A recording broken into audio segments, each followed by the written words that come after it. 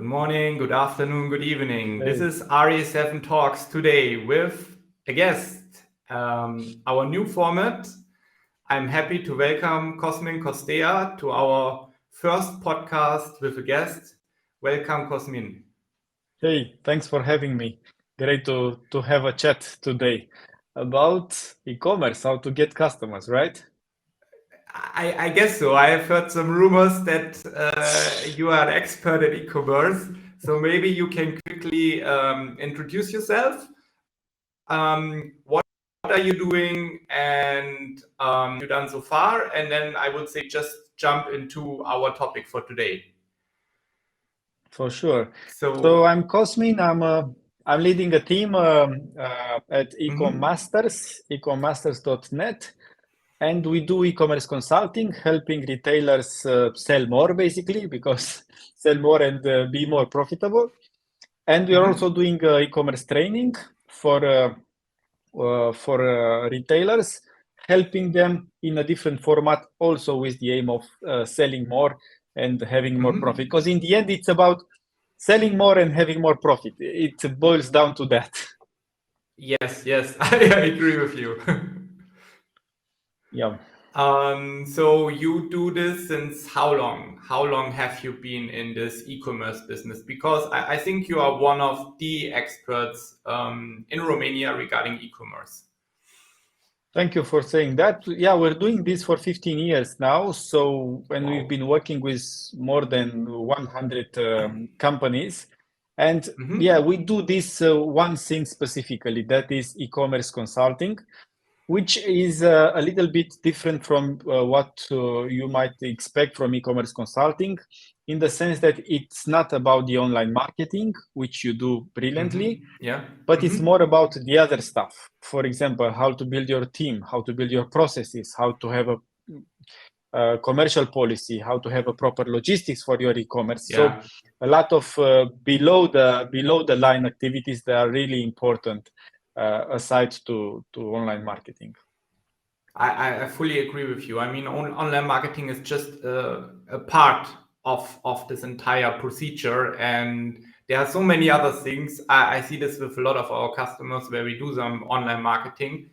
There are way other things that should be improved besides the online marketing or to change the banners. And of course, this needs lots of experience. And if you are 15 years already on the market, I mean, I think you have lots of funny stories to tell about it and lots of things Yeah. that you learned during your entire 15 years journey in e-commerce. And yeah, coming back to the topic that we are going to discuss is just a simple question: how to get customers to buy from your online shop? Yeah, basically, it's quite a simple question and quite a simple answer. It's more difficult to actually do it, but the question is straightforward. The answer is you need to give them a reason to buy. And it's as simple as that. People think, retailers specifically think that, Hmm. yeah, I need to either do normal stuff and people will come. Yeah, you know this mantra, Yeah. build it and they will come. Hmm. It doesn't really Yes. happen. And or second, different line of thought is you need to have your unique thing, the thing that it's only you who's doing it. And this is not So really your true because USP. your So your USP, which is USP, I stands, think. Hmm. yeah, the USP stands for unique selling proposition, right? So the Yeah. unique thing that you're doing. And there are two layers of this. First is that I say that you shouldn't try to be so unique, so avant-garde, so innovative. And Hmm. second, and I'm going to explain in a bit, and second, uniqueness comes from doing a lot of things in your own unique way rather than from, let's say, reinventing the wheel. Because let's take an example. Let's take some local players, or let's take an international player. So let's say Hmm. in the traditional retail, we have Carrefour, yeah, a big chain Yeah. all across Europe, and we have Kaufland, for example, which is also a big chain. There are Yeah. differences between these stores in assortment for sure, but taking only the a regular assortment, the FMCG assortment, then you start not seeing so many differences. So you see some price positioning, you see some location positioning, you see some assortment positioning, but they are like more like I'm doing a little bit more or a little bit better in this area than my competitors. It's not like they reinvented the offline retail. It's very similar to online retail. People don't reinvent online retail. There are some things that you can do that makes you specific, and I'm going to give you an example. But other than that, it's about assortment, it's about price, it's about ease of use, it's about normal stuff that you do better than your competitors. I see. So, for example, you could argue on a local market that we have EMAG, a big player, maybe the leader, and Altex, a similar player, maybe the forerunner, but yeah, I really don't know the numbers. Anyway, they are really on the same level of sales. One is more towards e-commerce, the other more towards offline. But anyway, the same assortment, basically solving the same shopping mission. So I need a fridge, I need a TV, I need a stereo. Okay. What does EMAG do and the other player Altex doesn't do? Like really think that they do from innovation perspective, like only I do this. I would argue that not much. I would argue that they do some things better, some things less so, but in the end, it's about the same thing. But one thing that they do better, they do, and the others don't do, is basically getting inspiration from Amazon Prime, which is a paid loyalty system, right? You pay how much? Let's say 20 euro per year. Something like this in Germany. Yeah. And then you get free delivery no matter what, right? And maybe even faster delivery. Yeah. So this is a classic paid loyalty model. EMAG does this. Altex doesn't do this. So you could argue that they do something unique, but is it defendable? Is this uniqueness defendable? Of course it's not, because nothing will stop the other player to also have a loyalty program, maybe a different type of loyalty program. Yeah. So it's about differentiation, being unique in some way, but being unique is not really enough. You need to be unique if you're really aiming for this really tough positioning, to be unique in a sustainable way, in a way that your competition cannot copy, or they can copy, but in a really long term. So it gives you some room for getting the benefit of this uniqueness. Yeah. I think also, I mean, EMAG is already a long time on the market. I mean, if you were already long time in the market, it was also for you to build up a brand, and almost everybody knows EMAG. This is also like a factor that plays something about it, but the experience. I would argue here, because I think Altex was first. I think Altex was first on the market, not on the online market, because back in the days there was no online market. But as a brand, I'm pretty sure Altex was the first brand in the electro IT environment. I mean, yes, I agree with you, but some things has done EMAG different than Altex that brought them in this position. Different?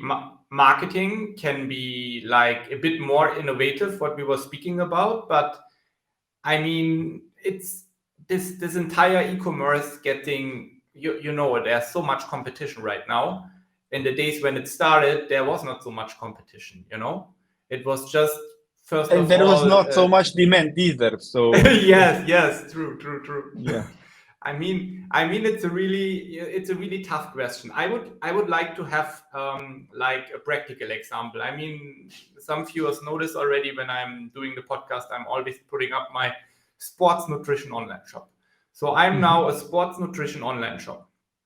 I want to start my sports nutrition online shop. I have one local store in Bucharest, and I'm coming to you and I say, hey, I want to beat all the others, My Protein and who else is out there here in Romania. So what or how do I get the customers then to buy from my online shop? Because I'm the new in the market, you know?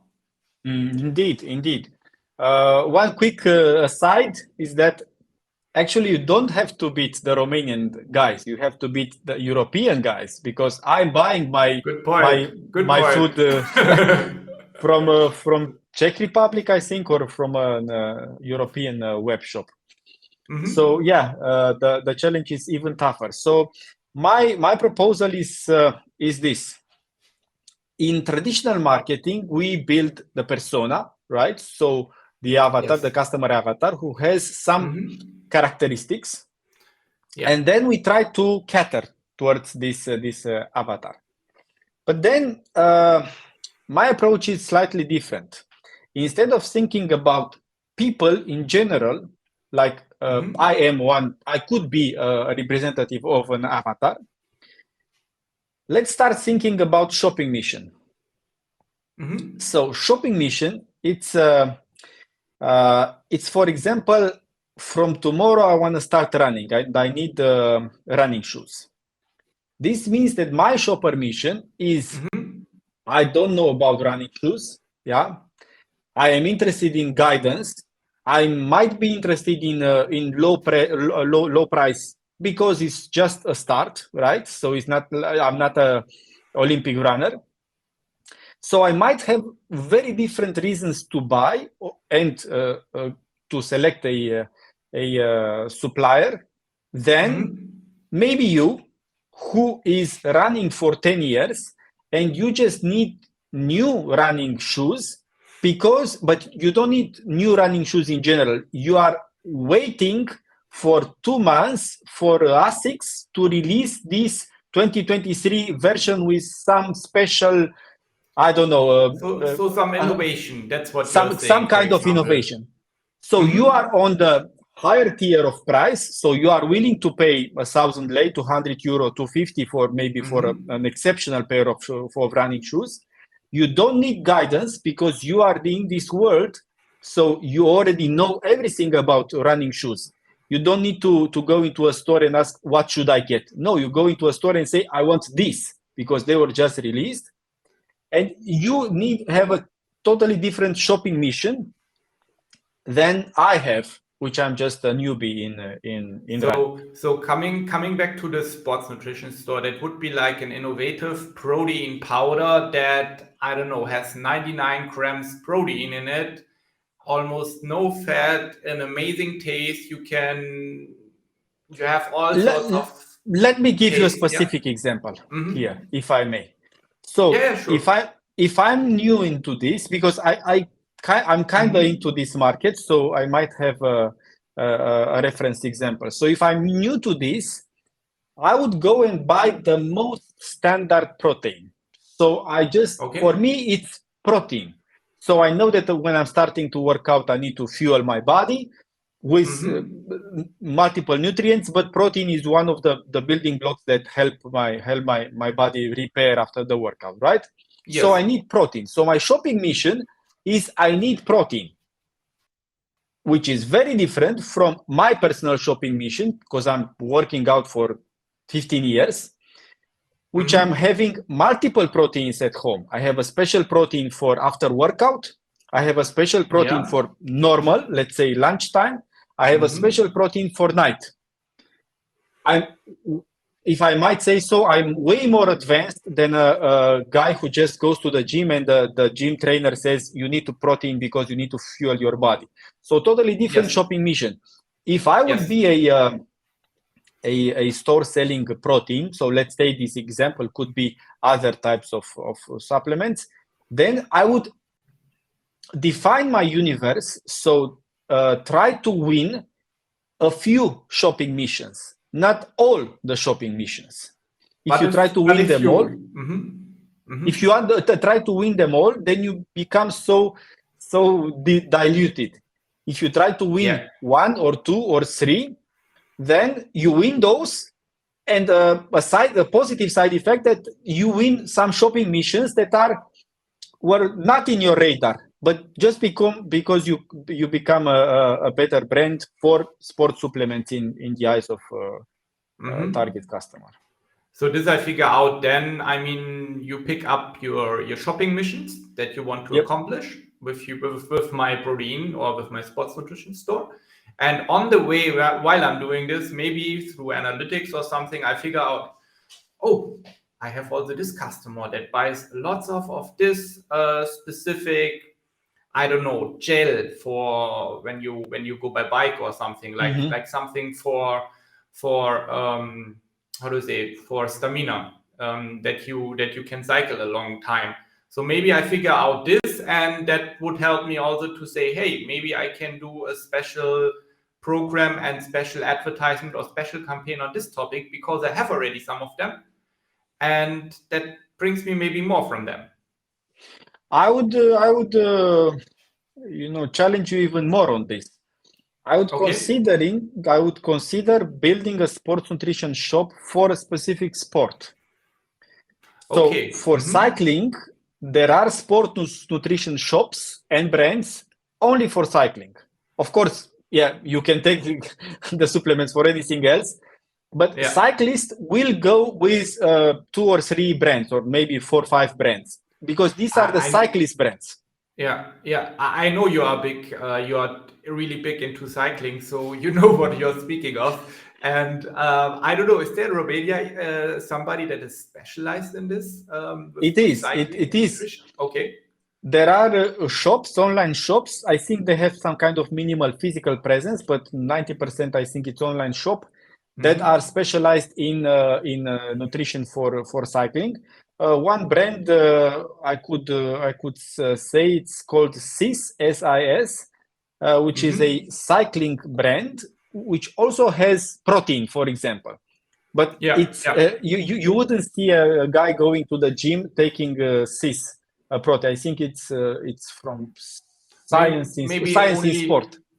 Yeah, maybe only if he doesn't have a bike in winter at home where he can train, and he would go on the bike in the gym. Yeah, could be, but there is so much specificity in this area, and I'm guessing running it's similar. You have the running brands. Going to the gym, I don't even want to go into football or other sports which I totally don't know except for watching the World Cup.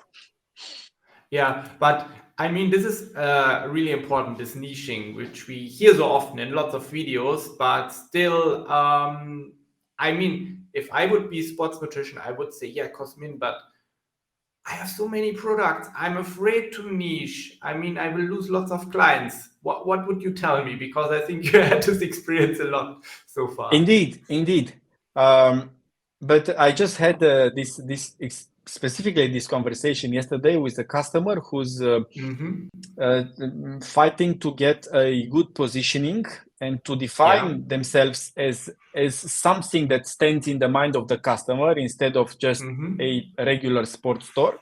They are in sports apparel, they are not in sports nutrition, but I think the topic still stands. So you need to change yourself, and that was the challenge in the discussion yesterday. That I said, they said, how can we position? And the challenge is that they want to position, but they don't want to change themselves. I mean, they don't want to change the assortment. Kind of like contra, you know? Yeah, you need to make some hard choices if you want to reposition yourself. And usually the repositioning is not a repositioning from a niche to another niche. Usually what happens with our customers, it's a repositioning from being a generalist to being a specialist. And there's always riches in the niches. You know this phrase. Yeah, I know this phrase. And it's so much better. Nothing stands between you and building two brands. Especially in online stores, it's really easy to do. Maybe in physical stores, you can't rent two stores. But in online, you have one e-commerce platform. You can have 2 front ends, 2 brands catering to different sports. But coming back to that, so you said from the beginning you have to challenge the entire European market. So this niching, coming back to what we said, you tell me now I should niche, so I'm going more for bike. That also helps me in the other markets, of course, in Europe, because bikers speak to each other. They recommend products to each Of other. course. They recommend online shops. So when I'm in this niche, and maybe I'm also sponsoring some events, like here a competition for mountain biking, or like I think you had here in Bucharest, there was kind of like Tour de France in a way. Tour de France for amateurs, Exactly. Tour, So, which is an amazing event. So if you are yeah. there as a sponsor, then you have visibility, guaranteed visibility.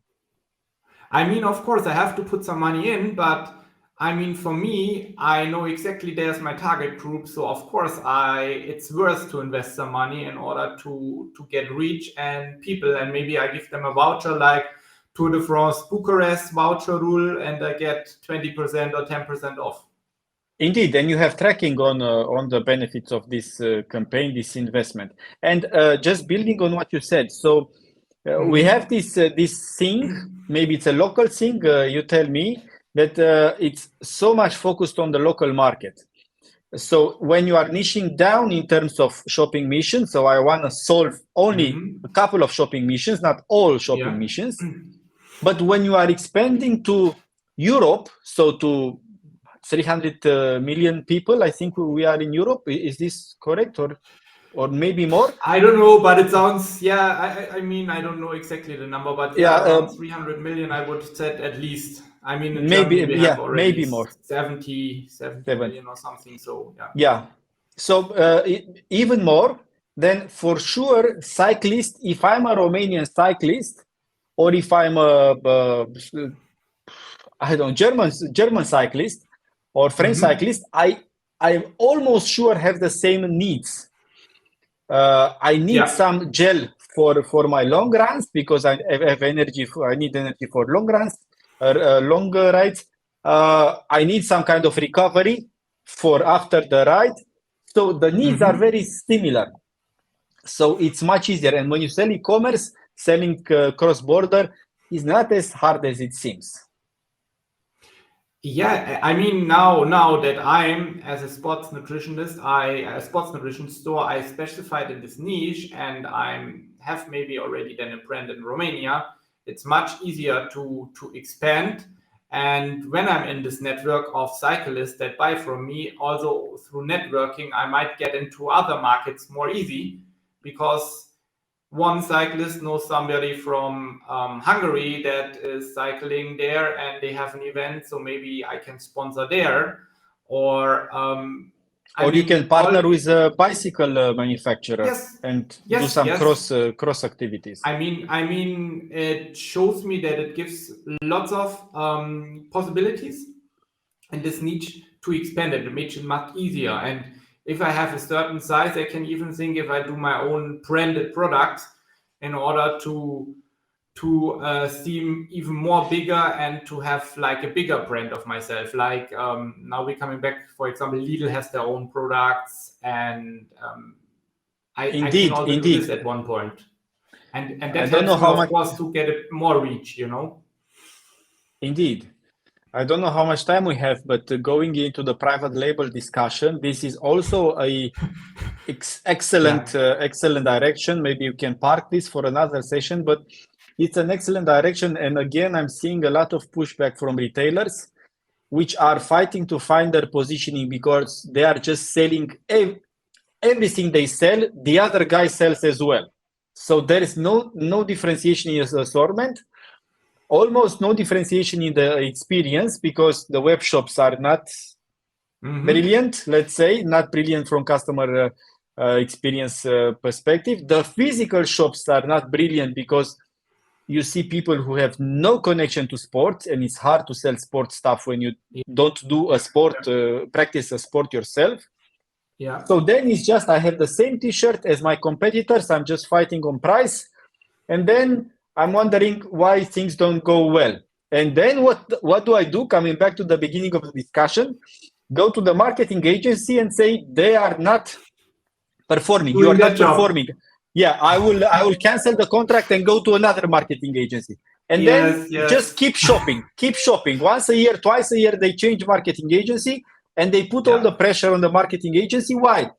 because they didn't do their strategy, they didn't do their positioning, they didn't do the commercial policy, they don't do correct logistics, and they think that a new I don't know, Facebook ad banner will solve all these problems magically. Well, you put it on point. Thank you very much. You put it on point. This is exactly what sometimes happens with us, and we are in this position where we are like, yeah, you have this ROAS. I mean, you have this really high ROAS. Do you even know what this means? And sometimes they even don't understand what this means, and then they change. We had this several times that they were changing, and sometimes they don't throw you out of the Google Ads account, and you say how many times they switch the agencies, and it seems like an ongoing thing, and you're like, yeah, maybe now you realize that we hadn't so bad results, and what prevents you from coming back, you know? Actually, we can share with our listeners that this is why we work together. Exactly on point. Yeah. I was saying that this is why we work together so well, because maybe you have a customer and you see that the problems are systemic, right? It's not there are not problems that can be solved with a new Google Ads agency, and then we help them with the other stuff. And when they finish the other stuff, the strategy and the processes and the heavy stuff, then they need a brilliant agency like yours to do Facebook and Google and so on brilliantly, but only after you fix you can't have a roof before you build the foundation, because it can't float in the air. And the money that they invest is like wasted money, because so much gets laid on. We have a thing in German. It keeps on lays on the street somehow, so it's wasted because maybe the experience, as you said, is not good in the online shop. Maybe it isn't positioned. So coming back to this question, how to get customers to buy from your online shop is, from my point of view, a lot about changing the mindset and be open to suggestions like niching, for example, and listen to an expert. Or private label. Yeah, or private label. I mean, it's like, you know, I came at the beginning of our podcast with my sports nutrition shop. Now I'm already niching for bikes. So this is exactly where we want to go. I mean, everybody can be a generalist, but to be a specialist, I mean, maybe it's not the favorite sport I want to be a specialist, but at the end, I want to somehow earn money to feed my family, to have like a good life and so on. And therefore, you have to get out of your comfort zone and to do something where you maybe don't feel comfortable, but when you see you are on this right track and it's going, then keep on going, I would say. I mean, this is what I'm taking out from you. Let me give you two examples on this. So when I started riding bikes, I needed a gel. Gels are very popular in the bike riding because usually it's a long distance bike ride, and your carbs, your glycogen get depleted, and you need some kind of sugar to help you fast. Yeah. And then I needed to buy one. I said, okay, what should I buy? And I saw a commercial of a brand, this brand CIS, which showed a top cyclist at that time, the best cyclist in the world, getting a gel in a Tour de France stage and winning by far. And I said, okay, this is for sure a commercial. This is for sure something made especially for me to buy.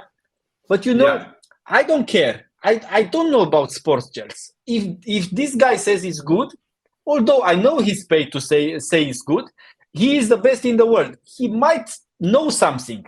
And it was like a fake thing. So he really pulled this gel, that specific gel. He drank the gel and he went to the Tour de France a stage. I said, what's the name? I want to know. So the name of the guy is Chris Froome. He was the best in the world at that moment. And the gel is CIS, this CIS Science in Sport gel. So this is an example. It was easy for me. I know I was being kind of manipulated by marketing. But I said, yeah, well, I'm not going to spend 2 hours researching sports gels. I just take this one. It looks like a good option.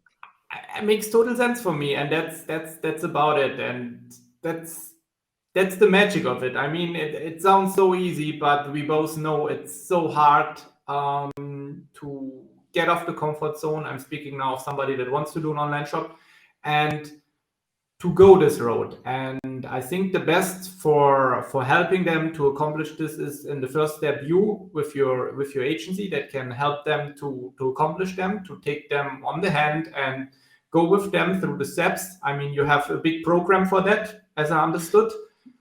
Yeah, we do. It's a 6 months program, entrepreneurship program, and we're helping them by guiding them, like weekly guidance, to build a sustainable and profitable e-commerce business. This is the key. And then they need a professional agency, but only after you build a solid foundation. Yeah, I fully agree with you. And I think this is, from my point of view, was a really good discussion. And I think we explained a bit more our viewers how to get customers to buy from your online shop. And it was really pleasure with you talking about this topic and to get so much knowledge from you about this. And I hope also our viewers got a lot of comments on this, and maybe they have also some questions or maybe suggestions for the next podcast, because it's not the last time that we will see you here in this podcast today. I really enjoyed the session. I hope you too.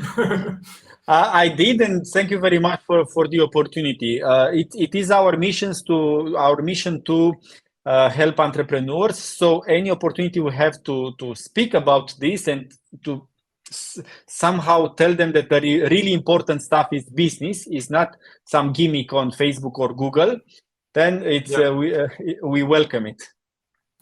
Yes, I fully agree. And if you want to follow you, where should they find you? ecommerce.net? Yeah, ecommerce.net. You can find there all our programs, training programs and consulting programs. And you can write me directly on LinkedIn. It's Cosmin Costea. You will find me quite easy, and just drop me a message. Yeah, so now you can see the name if you want to find Cosmin on LinkedIn. And yeah, we will put everything in the comments. Thank you for having you today, Cosmin, and see you next time. Thank you. Cheers. See you next time.